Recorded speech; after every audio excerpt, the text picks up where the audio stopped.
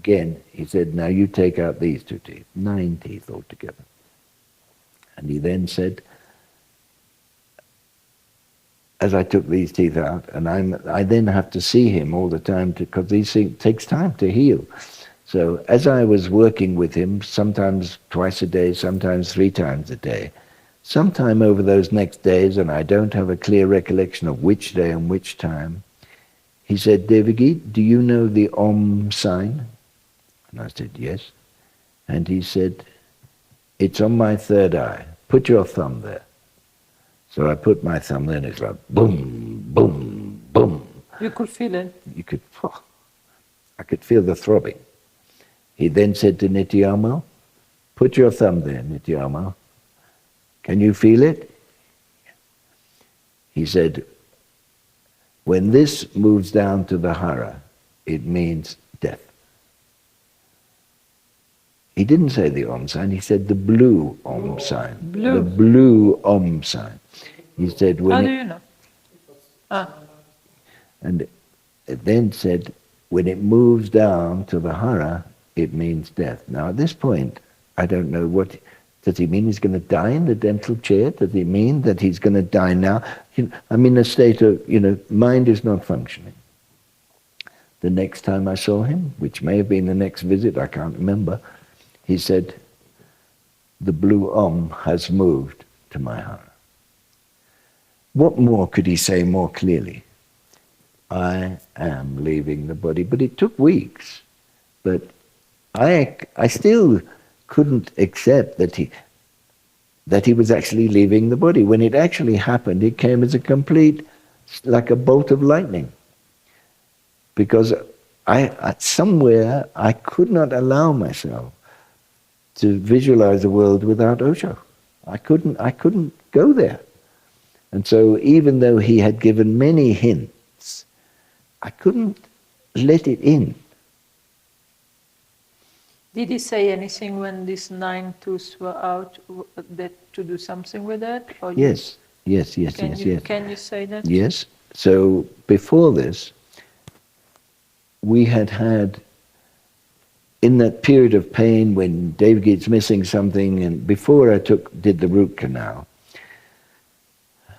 I had been talking to Amrito saying, I don't understand it. The only time I've seen something like this was when I did dentistry in Edinburgh, where we used radioactive cobalt to heal cancer in the mouth, and one of the side effects was osteoradionecrosis as a side effect, and I said, it's exactly like this. I said, it looks as if he's been radiated. So at that point, we were talking at Lao Tzu Gate. There's a guard there, right? So I'm talking to Amrita, and the guard says, and so I'm saying, it looks as if he's been radiated. And Amrita said, well, how could he be radiated? It takes equipment, it takes them. When would he be radiated? I said, I've got no idea. Maybe it happened when he was in prison.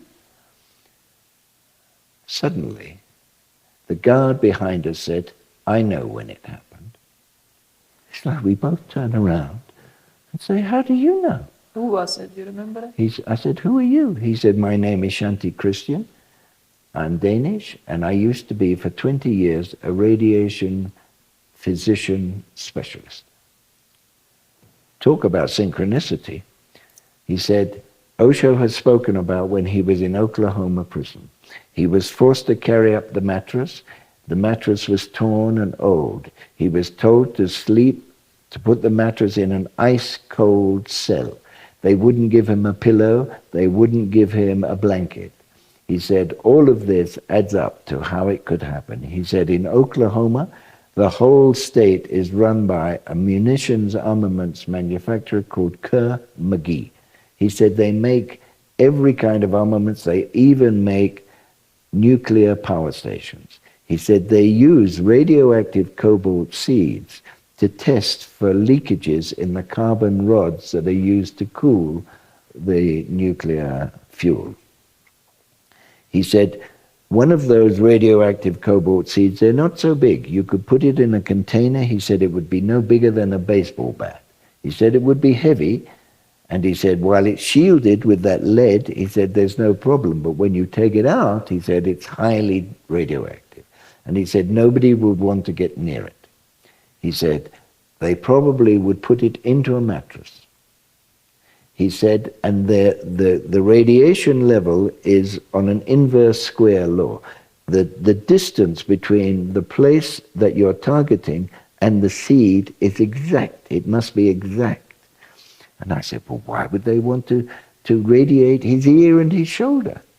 And he said they didn't. They wanted to radiate his brain. And he folded the mattress to give himself a pillow. And that doubled the space so that the radiation he received would be only half. And that's why all the pain and all the trouble was in his ear, his jaw, and his shoulder. It made complete sense. I came back to Osho at the next dental session and explained this to him. And he said, it is possible. He said, at that time in Oklahoma prison, he said there were no windows in the cell. How this guy knew these things? Because Osho had said it in discourse.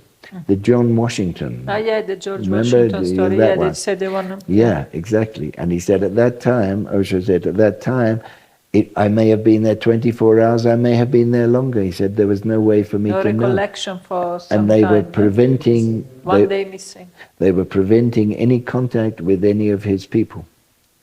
He said, I may have been there 24 hours longer. And he said that would explain why when we left the airport, we drove all around the houses. We went to this place, we were picking up things. And he said that would explain why they wanted me to carry the mattress up myself. He said, I've been in many prisons, but never that. And he said, and that would explain nobody wanted to touch it. It explains, and then what Shanti Christian said, they want it icy cold because if you have an acute dose of radiation, your skin shows bright red erythema for at least 24 hours. He said they would want the place as cold as they could get it, and they would want no blanket that could be used as a pillow. They didn't give him any. They gave him no blanket, there was nothing. Pillow. And he talks about that. And so that sort of made sense. And then when I told Osho this, he said, it's possible I was radiated, and there must be a way to find out if there is a higher level of radiation in my body than there would be for somebody else. And he said, you find out, Devageet, do some research. So I found research like, where are the clinics that deal with radiation poisoning? Well, there aren't many, and they're all funded by the military. Even the one in Hiroshima, so the one I found, like Hiroshima, Nova Scotia, and in England, but they're all funded, it's all... Anyway, so I told this to Osho. He said, so you send my teeth to these people, and they will see. Now, in my correspondence with them, they told me that there is a test where they could detect if the body has received excess gamma ray radiation, and it's called the electron spin test. We have to destroy the sample, we have to grind it up, and then we submit it to a very delicate blah, blah, blah. And so that's what I did. Now, I sent it under different names, one to Hiroshima, 3 teeth, 3 teeth to Nova Scotia, and 3 teeth to England. Now, and I waited and I waited. I had to ask the people from England and Nova Scotia, and they said the results were inconclusive. Something like that. I have no record. I remember asking each of them, but there was nothing. And it stank. Of course there'd be some kind of record. They could at least give me something. But they sent me a letter. The results were inconclusive. The one from Hiroshima, he said, he didn't quite brush me off in the same way, but he said that the radiation levels shown in the teeth are at the high end of normal. Well, high end of normal, for somebody who's lived in India where there's no radiation or practically nothing, it's a bit strange anyway. I don't know what normal means. If I live in San Francisco, normal is different from living here in Santa Fe. But that's what happened. And then the samples, there were no samples that came back. You know, I didn't get any samples, and they were ground up anyway. And so he asked me to get that. I told him this. Now, at that point, he said, well, maybe it's possible that Kilian photography might show it. And he then asked me to get in contact with Kilian photographers. Now, at that time, Prasad's girlfriend, I can't remember her name. Yes, what was her name? Yeah, but she was some kind of therapist. And What's her name? she had access to, you know, anyway, I got about 20 names. In amongst them was a guy called Peter Mandel. Osho went, he said, him, you bring him here. I told you this story, right? So you can tell. Tell it now? Tell again, yeah. Okay, so Osho said, you bring him here, Devageet. And so I wrote a letter to Peter Mandel, and Peter Mandel said, yes, he will come. He needs 2 first-class air tickets, 2 rooms in a 5-star hotel. And I told this to Osho, and Osho said, no. He's not coming for me. He's coming so that the next stage of his work can happen among my people. He said he comes here to do dynamic and kundalini like everybody else. I wrote this back to Peter Mandel, or Otto, his secretary, and they came. They came on December the 15th, 1989. I was completely involved with the stuff that was happening around Osho at that time. In fact, I think that was very close to the time Vivek committed suicide, wasn't it? The 15th? She was the 15th. Yeah. So, like, I was so involved in other things that I didn't even know about Peter Mandel coming or not. But that's when he came. He came for a week. I knew this afterwards. December the 15th, and he left on December the 22nd.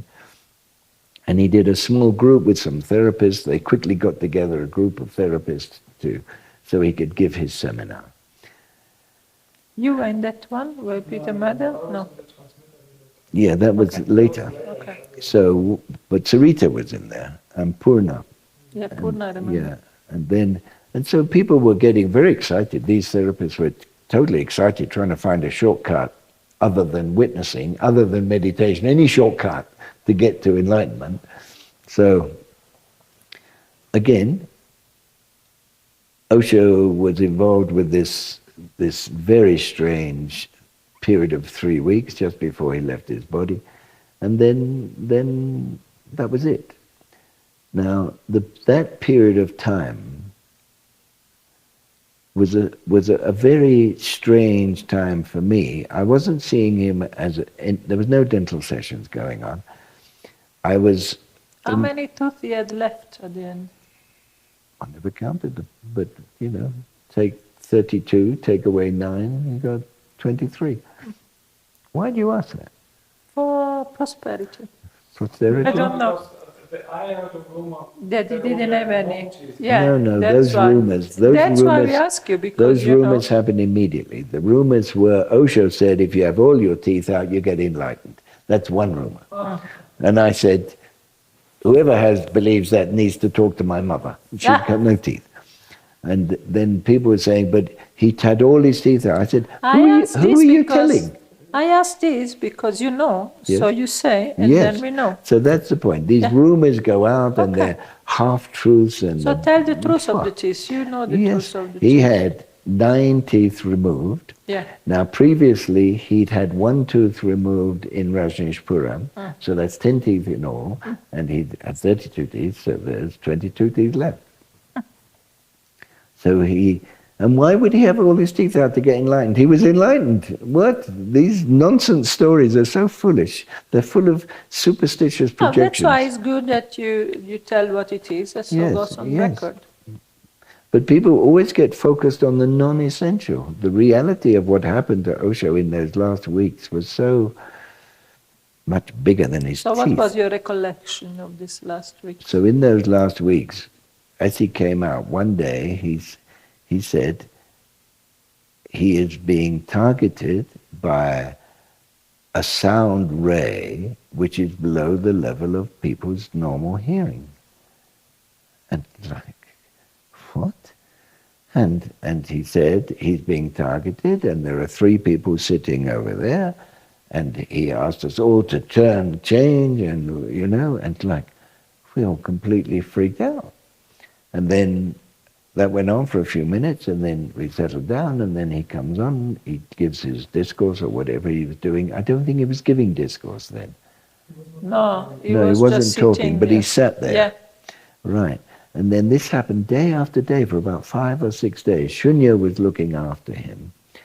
And I would be asking Shunya, what's happening to his body? She said, whatever they're doing, he's in intense pain because of what they're doing to the body. So then it stopped, meaning Osho stopped moving us around. On January the 15th, which is my birthday, I got a call from Shunyo, I guess, telling me that Osho wanted me to take an X-ray of his liver because he was in extreme pain from his liver. I went in there and I explained that my X-ray machine, I could try and take an X-ray, but my X-ray machine is not for the liver. And then he explained to me, he said, they were targeting my brain, but he said, there's no point in targeting my brain. My consciousness is not in my brain. He said, now they decided the same people who tried to kill me in America are trying to finish the job now. And he said, they're targeting my body with their sound rays. And he said, it's probably the Americans and the Israeli Secret Service. He said, there are 3, there may be more, but they're triangulating whatever it is they're doing. And he said, it's destroying my body. And then that was the last time I saw him. On January the 19th, I was resting, 5:45. I get this knock on my door, and it was Manisha saying, can I use your phone? Because I need to call the inner circle. Osho just left his body. So, completely shocked. I was in bed with Prachuri at the time. Complete shock.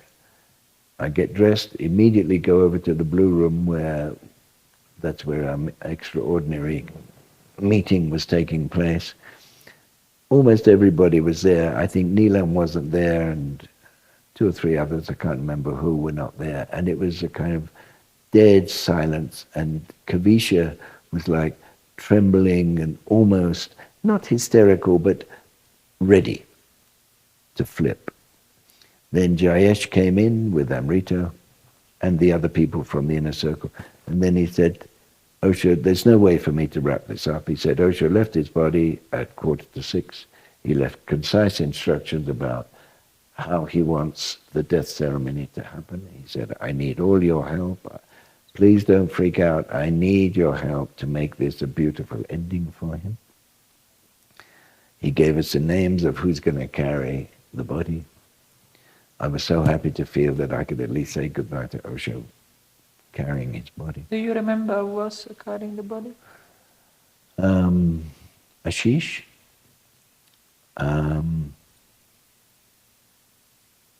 No, but there are pictures. Yeah, no, I just say this as Yes, I don't recall. Camera. Yeah, no problem. And that point, what I do recall is I went in, because I was in a very strange state. I went into his bedroom. Between the time we'd been told that he left his body and when we were going to do the evening meeting, I went into his bedroom, and there he was lying in his bed. He looked absolutely wonderful. He was just lying there fully dressed. His mother and his family were there. His mother was crying. Everybody was just in a state of shock. And then I came out. I had worked... Was in the old bedroom or in the new bedroom? The old bedroom. He was the new bedroom was only used for just, I think, less than 3 weeks. Yes. The old bedroom was the one that he lived in. The new bedroom, it became very apparent that it was going to become his samadhi. My job was to arrange Buddha Hall so that people would not be freaking out, and to make sure that the call went out into the general Pune area so people would come for Osho's death celebration. And then I came back and we carried this stretcher. And as I looked at him, I'm now talking just purely as it was for me. as I'm looking at him, I still couldn't quite believe, because he looked so wonderful, just lying there. And as I'm carrying him, his head was rocking a little bit because of the movement as we carried him. And then as we brought him down the 3 steps into Buddha Hall, those steps are steep, and his head did this Indian wobble, and I couldn't help but smile. In that moment, I could hear him say, "Devageet, it's not serious."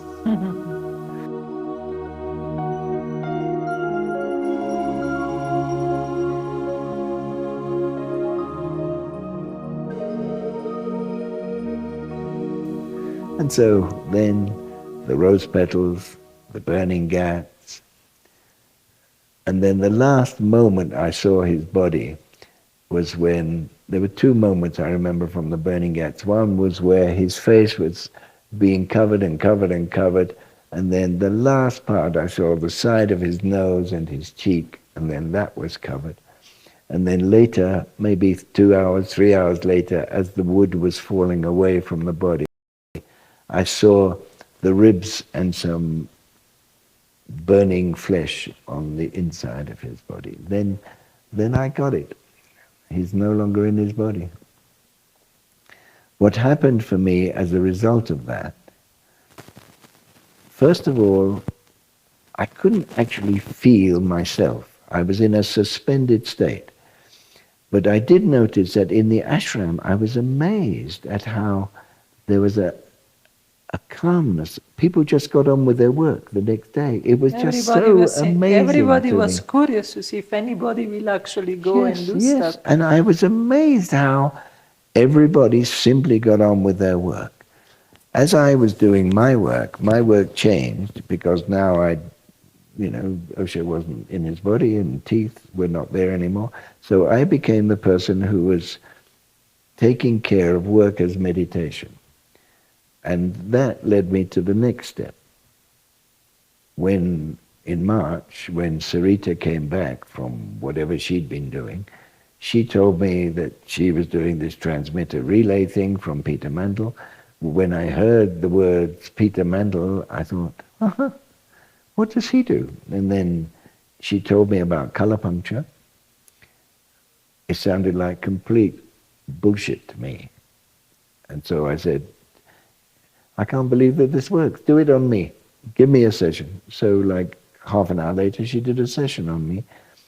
It was not that impressive, but it was impressive enough for me to think, well, this might be a door for me to be able to start to find a way that I could carry out the instructions Osho had given to me. And it did. But what happened is then a whole new thing happened for me, because as I started working with light and color on myself, it was as if a door of time slid open, and I just knew how to work with color, how to work with trance, how to work with dialogue. I just knew it. It was nothing to do with Peter Mandel's work. After I'd been trained in Peter Mandel's work for about 1.5 years, increasingly finding it difficult to do his work because it was off track, then I started doing my own work, and immediately the work leapt. I can't describe how it became of a different level. That integration that I did yesterday came to me like that, whole and complete. Just suddenly, out of nowhere, integrate. At the end of your sessions, integration is needed. And then, as I started working with people, I hadn't in any way got any idea how to release memories from teeth, but I did have ways how to release memories from the body, using variations of the old acupuncture points, like Mandel, but with a completely different approach, using hypnosis, using dialogue, because with Peter Mandel there's no dialogue, there's certainly no hypnosis. Then these memories would come, and the memories that came were so astonishing to me, because I never considered myself in any way esoteric. The memories that came were absolutely amazing. Not only that, but a little bit later, that same year, this would be no, 93, I was in Germany. I'd been invited to Hanstedt, near Lüneburg am Heide. Maybe you've heard of this. Lüneburger Heide. Yes. So I had a friend who was in Hanstedt, who was a little village. He was a dentist. My sister was very close. Oh. So the dentist there was a sannyasin, and he'd invited me. He said, you come and you can... He was also an acupuncturist, and he said, you can do... I'll give you some of my patients. You can do your color acupuncture with these people. So, but what was so fascinating there was that as I walked in the door with the dentist, he's invited me to stay in his house. The phone was ringing. He answers the phone. He looks immediately shocked. A friend of his had just come out of hospital with his wife. She'd had both breasts removed from advanced metastatic breast cancer. She was in a state of complete shock. They'd sent her home telling her she's got 6 weeks to live, and she's catatonic. She's not eating, she's not drinking, she's not sleeping, she's not going to the toilet. He didn't know what to do. He phoned his friend the dentist. My friend the dentist knew nothing. So he turns to me and said, can you do anything? I said, I've never seen anybody like this. But I don't work with symptoms, I work with people. So I said, I'm ready to go round and see her. So I drove to see this lady. She's lying on her bed in her living room. Sun is shining, beautiful day in Germany, May or something. Beautiful. And she's lying there like a dead body. Her color was a kind of yellow-gray. She's got a bandage round her chest and the blood is coming through. I never forget it. And she was completely motionless. I knew she spoke English because I knew she had been an English teacher. So I said to her, Uta, I need your permission before I can do any work with you. Nothing. So I'm looking out the window. I don't know what to do. So I thought, I turned back to Uta. I said, Uta, I don't know how long you've got to live. Maybe you've got 6 weeks, maybe you've got 6 months, maybe you've got 6 minutes. I said, your choice is how you live the time you've got left for you. If you understand what I'm saying, give me a sign. So one of her fingers did a little tremble. She could hear me. So I said, I'm going to give you instructions how to relax tonight, and then I'll come back and see you tomorrow. I came back the next day, she's up, making tea. Amazing. She's making tea, we start talking, and she said, in the course of our conversation, I don't want to live. So I said, well, why are you so shocked? You've only got 6 weeks anyway. And then she said, I don't mean that. She said, I don't want to live like this. And I said, but there's a difference. If you say, I don't want to live, your body's doing exactly what you want. If you say, I don't want to live like this, maybe there are other things your body can do. So she said, I didn't know I'm talking to my body. I said, no, you didn't know. But the fact is, your body knows. So at that point, we started to do a session, and she told me that she lost her joy to live when she was 13, when she had her first period. Her father, who she loved very much, who was a professor of chemistry or something, told her that now you're a woman.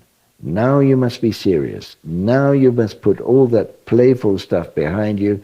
You must be a good German professional woman. And she said, I did. I became a scholar. And I said, so when did the cancer start? She said, 6 years ago. So I said, well, why would the cancer come then? She said, I don't know. And I said, well, what happened 6 years ago? She said, oh, my father died. So I say, I'm now speaking to the cancer. I said, well, why did you come back at that time? Why did you start at that time? It said, she needs to change her life completely or leave. Now her father's dead. Now she can live her own life. She's been living his dreams all these years. Now she needs to start her own life. Over the next 2 sessions, it turned, I said, continuing this kind of conversation, I said, what does she need to do in order to resume her life? He said, she needs to reconnect to the joy that she had when she was 12 and 13. I said, how can she do that? He said, she needs to start dancing again. She needs to start playing the flute. She needs to go and buy. Did she say that? Or She said that. Yeah, good. She said that. It's coming from Yeah, her. yeah, What yeah, do I yeah. know No, about no, flutes? no, that's great. Yeah. So at that point, she's hearing, I integrate it, I go off to India. I come back a year later and ask my friend, how did she die? Because there was no way for her to live. I saw the x-rays, I saw all the information. She was finished. She had cancer in her breast, in her blood, in her bones, in her brain, and in her kidneys. There was no way for her to live. But she was living. So as I asked my friend what happened to her, how did she die, he said, she's not dead. I said, well, how? What happened to her cancer? He said, I don't know, but she's not dead. So the next year I come back again to the same place. I didn't see her again. She didn't ask for a session. Next year I said, how did Uta die? He said, she's not dead. You would not believe what's happened. He said, she wears miniskirts, she goes out dancing, she wears makeup, she's formed a band.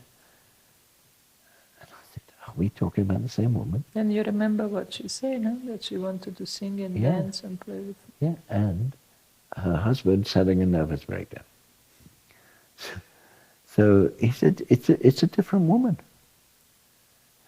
So I couldn't understand, you know. As far as my medical education is concerned, this cannot happen. I forgot about it for 9 years. And then I found her 11 years later. And she was having a birthday party. And I said, do you know who I am? She said, yes, I can never forget your voice. And I said, is it your birthday today? She said, no.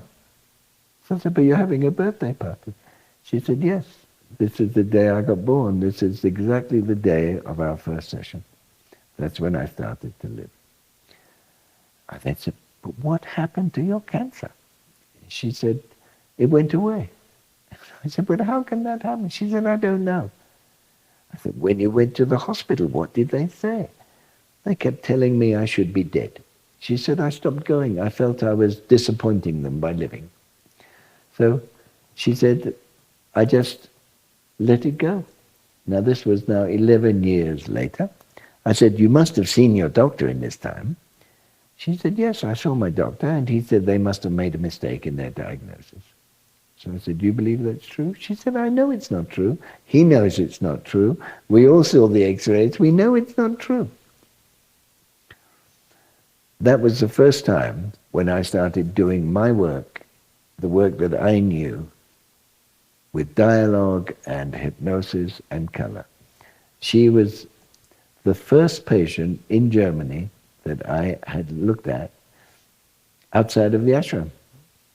And then I started doing other work. I used to go to Cologne, and just wonderful things were happening in the sessions. And then when I came back to Pune, like in June, I think, one morning I woke up and I knew how to do the Akashic processes, which I now call the Akashic. I knew how to enable people to retrieve the memories from their teeth. I can't say how I knew, I just knew. And then... Did you do that with him, to retrieve memory from his teeth yesterday? No. No. No. There has to be... Has to be? There has to be some preparation. You can't just... You can't... I'm asking. No, it's not simple work. There has to be groundwork. Yeah, but that's why I'm asking. You always... You know why I'm asking questions, so you can speak. But the receptivity of a person, you see, you can't leap into... The teeth open into the collective unconscious. You can't open the door to the collective You unconscious have to be ready for until you open the door to your personal unconscious. And that takes a certain preparation. I've done hypnosis for 27 years or so now, and I've seen amazing stuff happening. You've done what? Hypnosis for long time but, now. But, And okay, so in I a, don't, a different way, but I mean, I witness things happening in 1 second where the person connected with whatever you want to call it, I don't even know what it is, but when the person connected with that, call it whatever you want to call it, then there is immediate reconnection. well, And I don't know what you're saying. I know it's a different, what I do. yeah.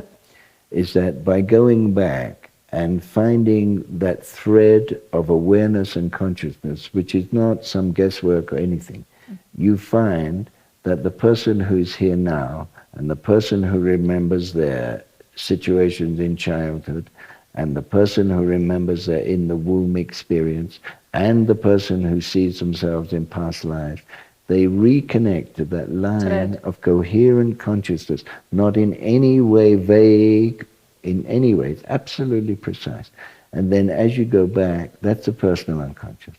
Then as you go back into the collective, the biological unconscious, when you see yourself as this animal and that animal, you recognize, you feel, you are in the consciousness of that animal as you are now. There's a continuous link. Evolution.